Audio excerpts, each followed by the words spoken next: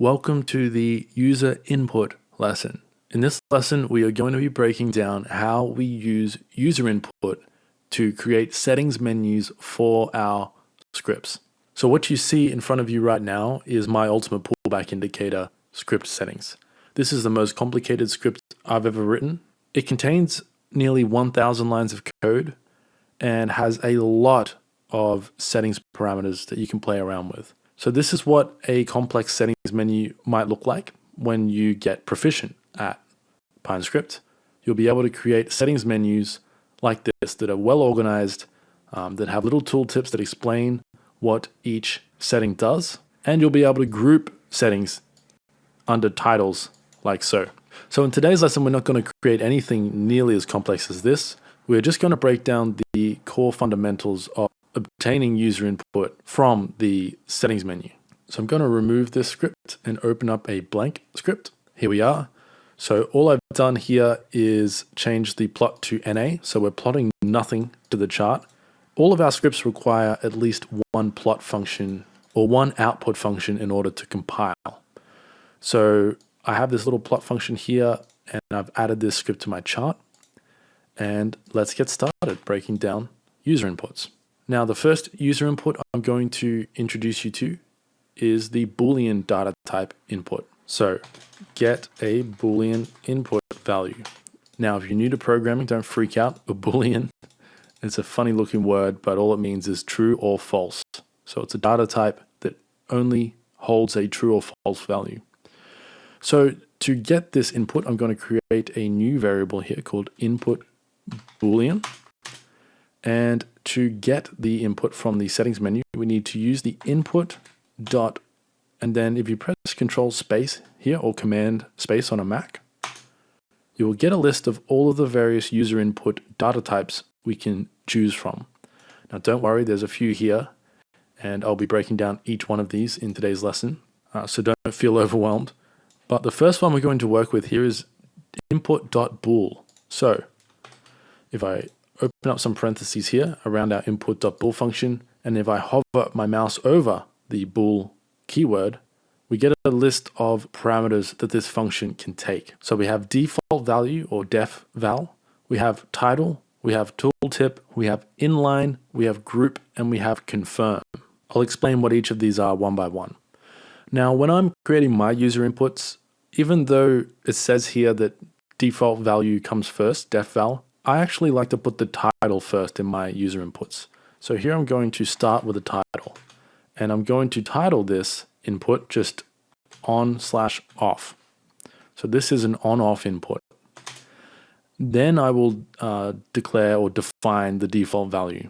So for that, we just write def val equals, and let's set this one to true by default. Now that is the bare minimum we need in order to get a user input from our script settings menu. So if I click save here, minimize the editor, and click on this little cog icon of our script status bar, if I click on that, we now have a user input setting interface with just an on-off option here, a Boolean option. We could turn this on or off. It doesn't do anything at the moment, but obviously in future scripts, we'll be using these user inputs to inform the script how to behave. So that is the bare minimum we need in order to create a user input. In fact, you don't even need a title. You just need a default value. So if I save this and we open up the settings menu, we now have our Boolean input, and PineScript is automatically assigning the name of the variable to the user input. So we called our input, our variable input Boolean. And so that is what our setting is called if we do not define a title ourselves. Now, these other inputs we have are completely optional, but they are quite useful. So the first one I will show you here is tooltip. If I write out tooltip equals, this takes a string parameter, and this is literally just a tooltip that will appear next to your user input, and you can use these tooltips to explain what your user input does or to give instructions. So I could say here, turn on off this setting. Now if I save the script and open up my settings menu, we have this little I symbol here. And if I hover my mouse over that, we get the tooltip popping up.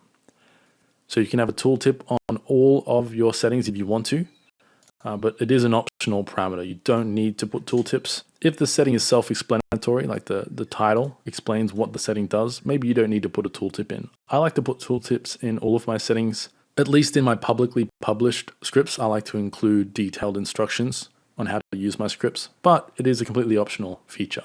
The next parameter we can work with is inline. So a good example of inline, how that works is, let me put my ultimate pullback indicator back on here. If I open up the settings menu, here is an example of an inline input. So we have several boolean inputs here, and they are all on the same line, the same inline. That is what the inline parameter does. So if I say inline equals, let's just call it X. If I copy this and paste it 2 times, and we need to change our variable names here, so I'll just say 1 and 2. If I save this script and open up my settings menu, all of our inputs are now on the same line. Whereas if I get rid of these inline parameters and save the script, open up the settings menu, they are now all on their own lines. So the way this works is you need to input the same text for each inline that you want to be on that line. So we could have X, X, and Y here. Now if I save the script, 2 of our inputs will be on the same line, the third one will be on its own line. So that is how the inline parameter works. It's great for organizing your scripts. I love it with boolean inputs, like what we have here. For example, on my ultimate pullback indicator, I have a section of the script that allows you to turn on or off certain days of the week. If I didn't use this inline feature, all of these would be on their own line, and my script settings menu is already long enough. So it's really helpful to be able to include simple options on the same line, especially ones that are in the same category. Anyway, let's get rid of these, and I'll get rid of the inline for now. And let's look at group. So group is what we use to create titled sections for our user inputs. So here I could say general settings, for example. And now if I save the script and open up the settings menu, our boolean input is under its own title called general settings. And any user input that we create in our code that has the same group name here will be placed in the same group. So I can copy this again, paste it in a couple of times. If I save the script and open up my settings menu, all of these settings are under the same general settings group title. You can use inline with these as well. So I could have inline equals X. For example, save the script, and now we can use inline and groups in our user inputs as well. Now that is as creative as you can get with your user input organization. Obviously you can also do things like center your text using special symbols and things like that if you want to get really creative with your user inputs. But these are the only options we have in terms of organizing our interface. But for now, let me get rid of our groups and inlines and look at the final parameter we have to work with here, which is the confirm parameter. So the confirm parameter is a true or false value. By default, it's set to false and does nothing. But if you want to override that to true, you can do that. And now, if I save the script, this parameter only applies when you add the script to your chart for the first time. So now I need to remove the script. And if I click add to chart again, you'll see what this confirm parameter does. So let me click add to chart. Now we have a new dialog that's just popped up here that says confirm inputs. So now I need to confirm what I want this input to be before the script will be added to my chart. So if I click apply here, now the script is on my chart and we have confirmed this input.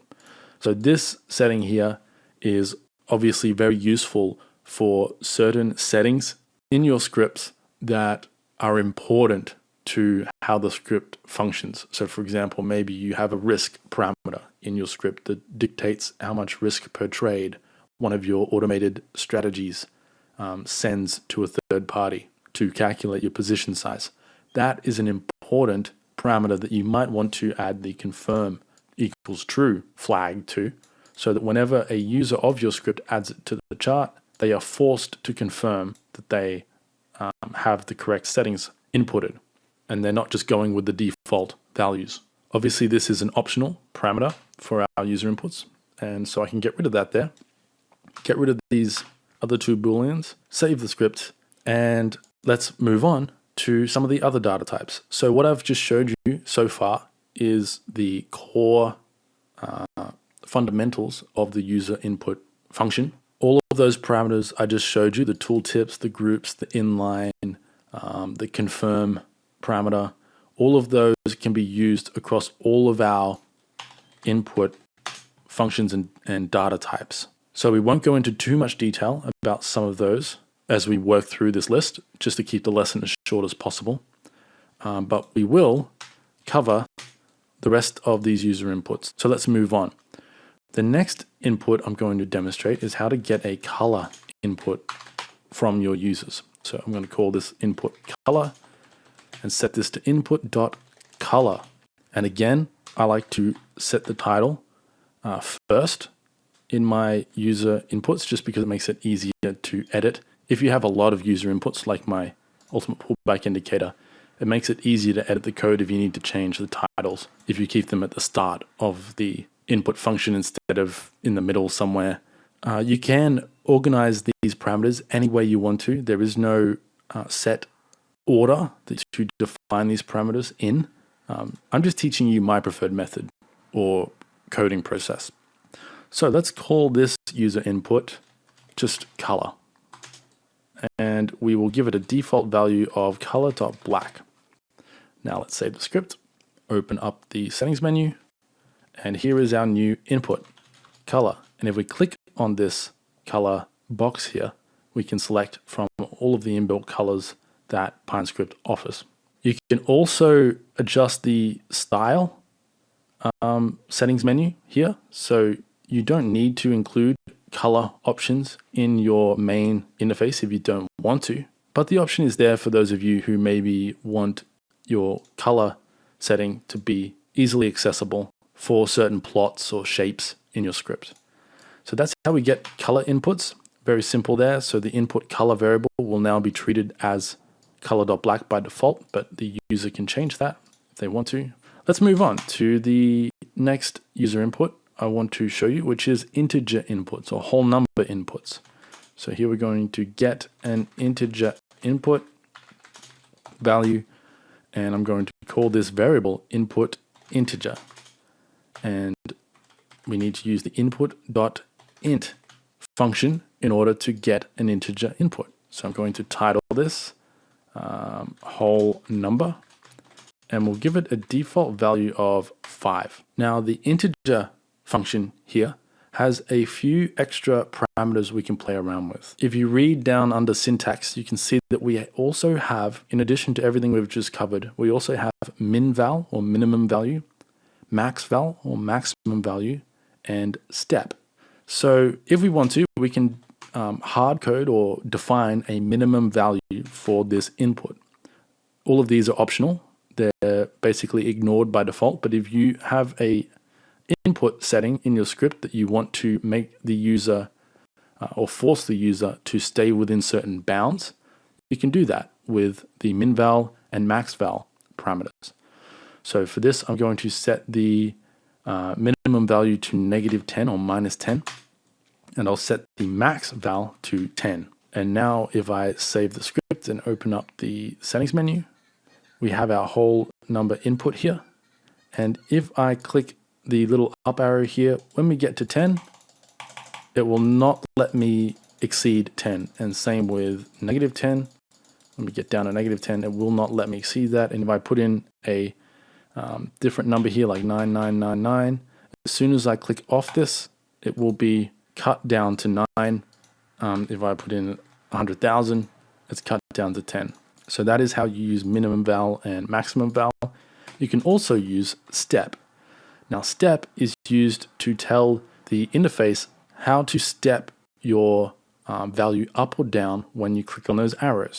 So if I set our step to 5, save our code, open up the settings menu. Now when I click on this down arrow, the number will change from 10 to 5 to 0, -5, -10. So the value is changing in steps of 5. Now it's not often you will use these parameters, but they are pretty handy under certain circumstances. For example, if you're working with a risk-reward multiplier, like my ultimate pullback indicator does, I've set the step on this to 0.1.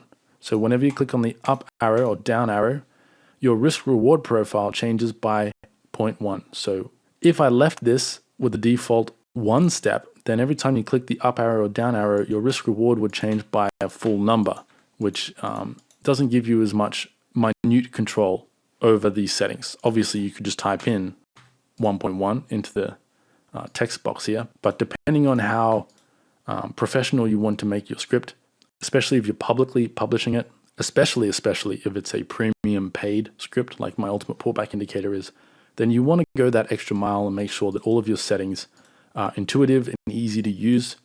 The step parameter and the min val and max val parameters can help with that.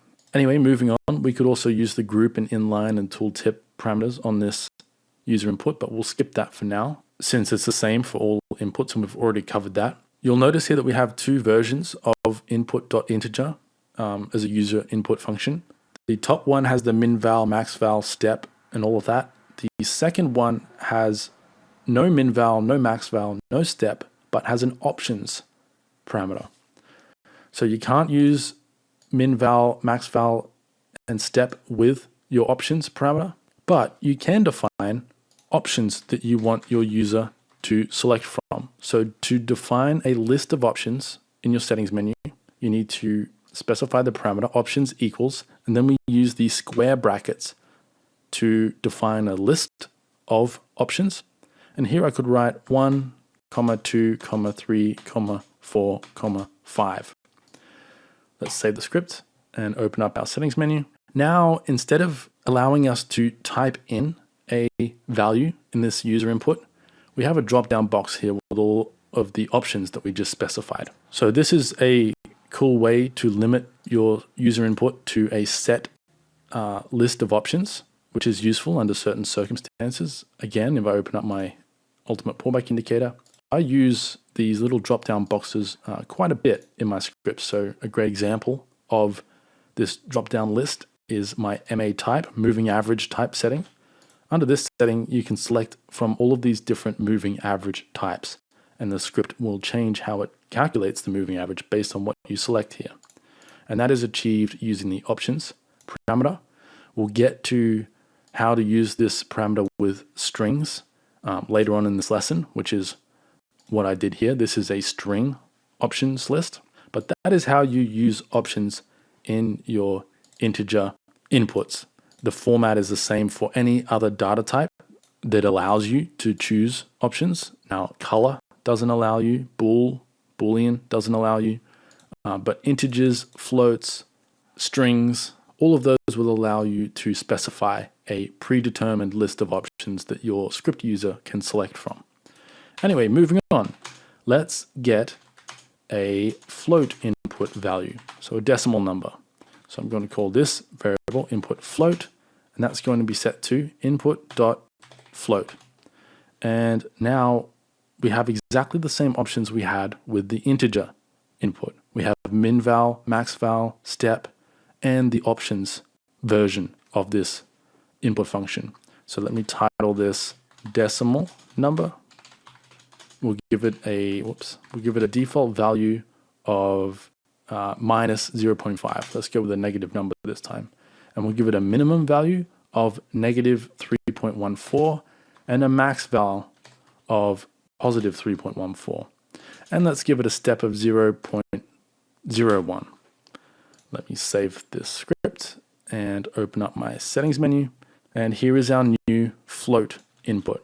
And it will change in steps of 0.01, and it has a maximum value of 3.14, so it won't go beyond that, and it won't go beyond minus 3.14. So if I try to do minus 3.15, it keeps changing back to whatever it was before.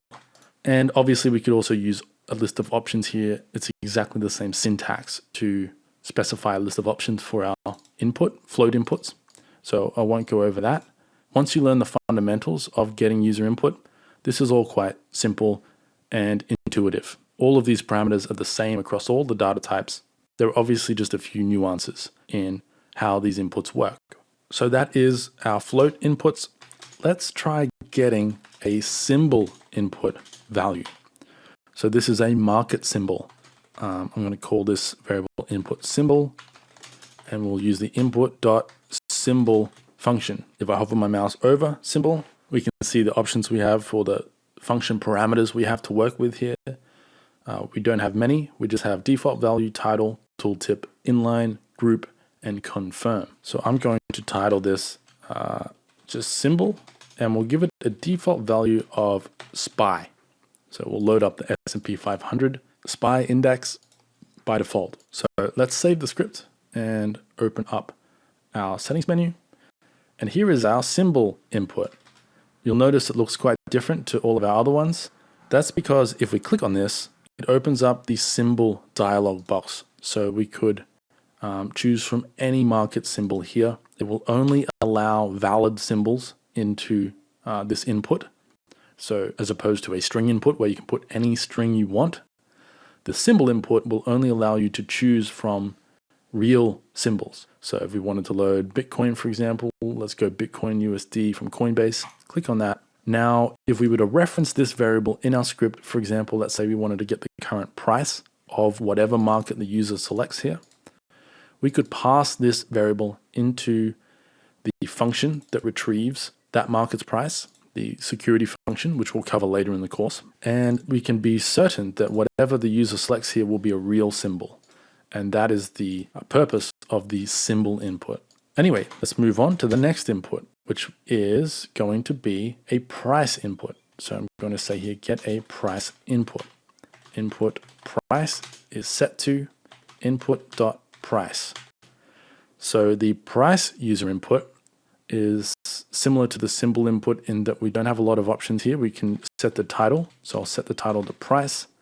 I'll set the default value to, let's just go 0.0. And now if I were to save the script and open the settings menu, we would have a number input here that we could play around with. But one of the cool things about this input and what makes it different to a float input is that we can use the confirm parameter here. If we set confirm to true and I remove the script from my chart, save my code, and I add the script back to my chart, let me get rid of my ultimate pullback indicator. Now you can see this horizontal line that is following my mouse. This is our price input. So because I set confirm to true on this input, when we add this script to our chart, TradingView is forcing the user to select a price. And whatever price we select here will be automatically applied to that input. So if I click up here at 1.161-ish and open up my settings menu, here is our price input. So that's a cool user input there. Very useful for certain styles of indicators. For example, maybe you want to see how many times price action crossed a certain price. You could use this parameter to have the user just simply click somewhere on their chart, and maybe your script can analyze price action around that price to try and find information about that specific price. For example, you could get how much volume was traded at that price or something like that. So pretty cool new input there. That is brand new to PineScript as of recording this. This feature didn't exist a few weeks ago, but we can now use price inputs to visually select that input if we want to. You could also use a float input if you don't want to have the user select the price, or just get rid of confirm. But the option is there. So let me save the script there and we will move on. Let's have a look at another input we can work with, which is going to be our source input. So we're going to get a source input value. I will create, let me make some space here. I'll create a new variable called input source, and this will be set to input dot, you guessed it, source. And if I hover my mouse over the source function here, we get a list of parameters we can work with. We have default value, title, tooltip, inline, and group. So I'm going to title this input source, and I'm going to give it a default value of, and now this is a price source. So there are a few we can choose from. A classic example would be the closing price. So if I save the script here and open up the settings menu, this source input here allows us to select from the open, high, low, close, and then we can get the average between the high and low, or we can get the average between the high, low, and close, or the average between the entire candle size. And so this is a great way to allow users of your script to change the price source of certain indicator values that your script uses. For example, maybe you want to change the price source of the RSI indicator in your script, or a moving average, and you get the idea. There's a lot of ways we could use this. So that's the price source input. Let's move on to the next input, which is going to be time and date input. So this input will get us a specific time and date. So input.time is the function. If I hover my mouse there, again, we don't have any extra options to work with here. We just have a title. So I'll call this time, and I'll give it a default value of, and now this time input can take a timestamp value as its default value. So actually I don't need the quotation marks here. I can use the timestamp function, the inbuilt timestamp function in PineScript, to get the time value of a certain time of year and time of day, certain time zone, all of that. So for example, if I want to get the 1st of January 2000 at 1:30 p.m. in the time zone of 0 GMT, I can write it out like this. If I close that off and save the script, now if I open up the settings menu, we have our time input here with a user interface dialog where we can select a date. My screen resolution's really turned up for this lesson, so it's not fitting on the screen. But you can see here we can select any date we want and time of day that we want. So this is a really useful user input for things like time and date filters. So in a lot of my scripts, I have a time filter that I can specify when to take trades between. So I could specify a date to start taking trades and a date to stop taking trades. And I can use that information to analyze price action between a certain date. For example, maybe I wanted to see how my strategy performed during the 2008 financial crisis. I could set this first date to 2006 or 2007 and my end date to 2009 or 2010, and see how my strategy performed during that specific time period. So that is what this user input is useful for. Just while we're here, I'm going to also throw on the group, we'll call this time settings. There are a few time inputs we can work with, so I'm going to group all of these together under time settings. And one other thing we can do with time, which is cool, is we can set the confirm parameter to true. And this, the same way price allowed us to select a price, this will allow us to select a time and date. So if I remove the script from my chart, save the code, bring this down a bit and add this back to my chart, now you can see this little tooltip pops up. Set the time for the script. So this vertical line now is on my mouse, and I can select any time, any bar on my chart here, and that will change the time setting to whatever I selected. So that is a cool new feature of PineScript version 5. But let me get rid of that for now, because it's going to be annoying if I need to add the script back to my chart. And that's it for our time inputs. Let's move on here to our next input, which is going to be input resolution. So I'm going to say get a resolution input value, and I'll call this variable input resolution. And this will be set to input dot. And now this time we need to select time frame. And this is a actual time frame on your chart. So for example, for a 1 hour chart, you would put in 60. and that will give you the 60-minute time frame. If you want a daily, you can put in D or 1440. There are 1440 minutes in a day. So let's title this time frame, and we'll give it a default value of 60. And we'll also give it a group of time settings. And actually, while we're doing this is a good place to show you how we can use variables to assign our group names. So for example, here we could say get time inputs, and let's declare a new var variable, a persistent variable that never changes. We will never change this variable's value in our script, and we'll call it capital G underscore time. And this is going to be a string variable, and this is going to be our group title for our time settings. So G stands for group, and we're going to put in here time settings. And now I can copy this variable and paste it into our group parameter here. And now if I save the script and open up my settings, we have our time settings title here. And if we wanted to change this, all we need to do is change this once. We just change this variable string here, and that will change all of our group titles.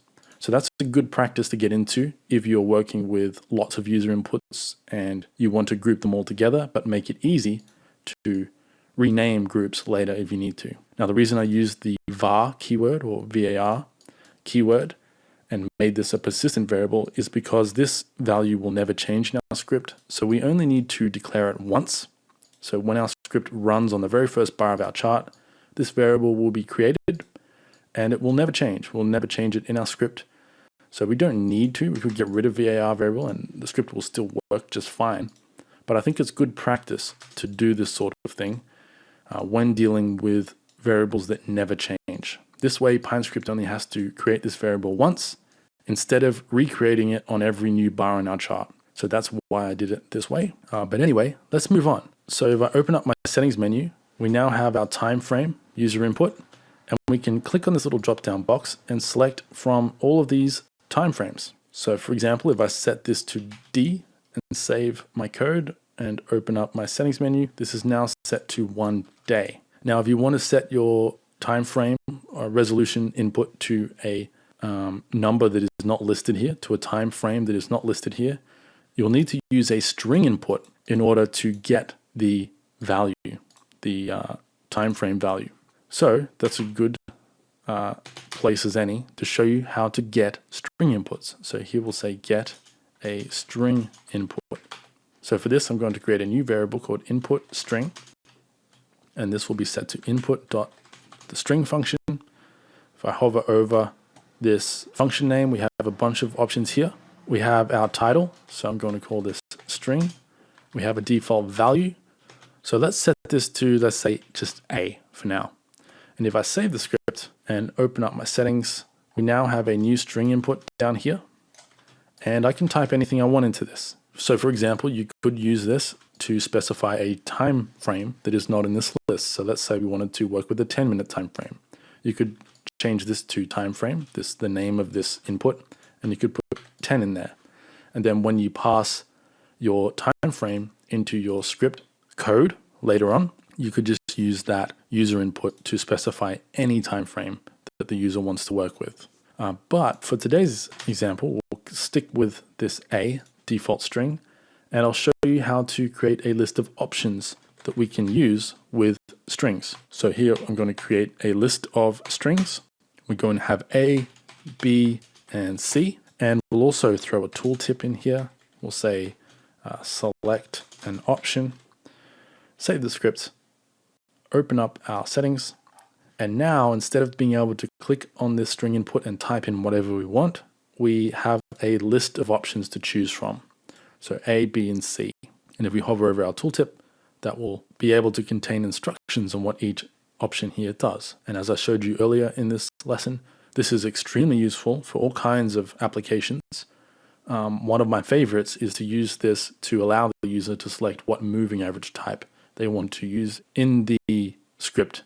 Anyway, that's it for our string inputs. Let me move this. Actually, we'll move this above our time inputs because there is one more time input that I want to show you before we wrap up this lesson.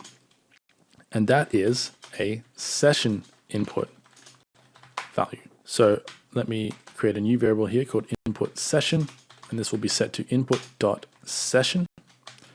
And now this function has a few options here. Similar to the string input function, we have title we can work with. So I'll call this one session. We have default value. So this is a time session. This is a session between 2 times of day. So for example, I could set this to 0300, that would be 3 a.m. and 1300, which would be 1 p.m. And let's also group this into our g_time group, our time settings group. Now you'll notice if I hover over that function, we can also add options to this. So we could have an options, a list of time sessions to choose from if the user wants to. I'm going to leave this as it is for now so that the user can come down here and select the start hour and end hour of this session. So this particular user input is really useful for things like time filters. So here in Australia, when I'm trading the Forex markets, in the early hours here, between around 6 a.m. to 8 a.m., the Forex markets are extremely quiet and my spread gets a bit crazy. So my cost to trade is quite high. If I use a market order to enter or exit a trade during that time session, I can be hit with a massive spread, huge slippage on my trades. And so I like to include time session filters in some of my strategies to exclude certain times of day so that my script will not trade or analyze price, generate alerts, etc. during that time of day. And one other use case for this obviously is the opposite. Maybe you only want your script to trade during a certain time of day. A good example of that is my follow the bear strategy. Here it is now. This strategy only trades during a certain time of day. So you can see on the back of my chart here, I have these red zones. That is a particular time session. For me, it's between 4 p.m. and 8 p.m. During that time session, there is a certain candlestick pattern that unfolds on euro dollar that is quite profitable to trade. And so I use the time session input parameter so that the user can select the time session they want to trade. Now it says 2 a.m. to 7 a.m. here. That's because these time session inputs are based on the exchange that your market data is coming from. So even though when I hover over this bar, it says 4 p.m. down there, it's actually 2 a.m. on my broker's exchange time zone. So that's important to keep in mind when working with time session inputs. Anyway, that about sums it up for our user input setting. This is all a bit messy. We could significantly tidy up this script by using our group parameters and inline parameters and all of that if we wanted to. But because this is just introducing you to these concepts, I'll leave it here. In future lessons, we'll definitely be using a lot more of the group and inline and tooltip parameters when we start dealing with practical use cases for this information. But for now, that will do it for today's lesson. I'll leave the source code to this script underneath this video for you to have a look at and play around with if you want to. And I will see you in the next lesson. Take care, best of luck with your trading in the meantime, and I'll speak with you soon.